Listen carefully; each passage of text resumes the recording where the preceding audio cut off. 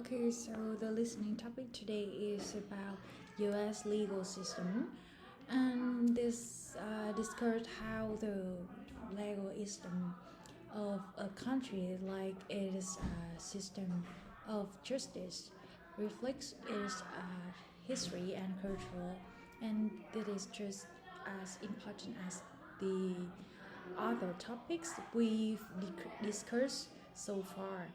When we talk about law, courts, and trials, and the concepts like innocence and guilt, several important questions arise that arise. Like, for example, it is better for guilty people to go free rather than punishing one innocent person unfairly, or is it sometimes necessary to punish innocent people so that no guilty person escapes justice? Another question is, should a person be considered guilty until proven innocent, or innocent until proven guilty? Like, these are interesting questions to think about, that especially since people from different cultures might answer them differently. Now let's talk about the US legal system and see how it differs from other countries. First, let's look at the concept of common law versus civil law. Like, common law practiced in English speaking countries like US, United States develops case by case. Judges consider previous court decisions and written laws. On the other hand, civil law practiced in many European countries relies on the written code of laws, and judges consult this code to make decisions. In the US, the jury system is a unique feature that many find serious, curious, and a jury is a group of ordinary citizen who hear testimony in civil and criminal trial and reach a verdict. In civil trial, they decide dispute between individuals, while in criminal trial they determine guilt or innocence. There are also key difference between criminal and civil trials.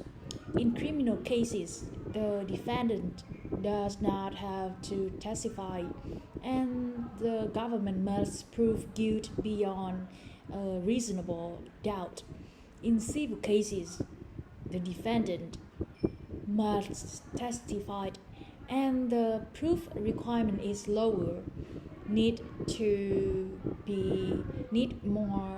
more evidence than other trial, and the judge and jury have different responsibilities.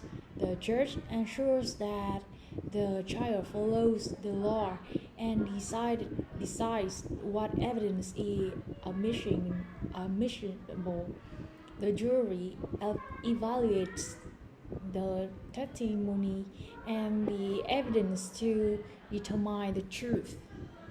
A notable example is the case of Michael Jackson's daughter, who was convicted in a criminal trial of involuntary manslaughter. Jackson family also brought civil suits against the entertainment company involved. The jury system, however, faced criticism and some argue that juries make decisions based on the emotion rather than facts, and that jurors might not always understand complex legal issues. Additionally, if jurors cannot agree on a decision, a new trial is required. Not all legal cases go to trial in the US. In fact, only about 20% do. Most most civil cases are settled out of court and uh, and in criminal cases, plea bargaining is common. Plea bargaining involves the accused pleading guilty to a lesser crime, which saves time and money for the state. It also often results in a lighter sentence from accused.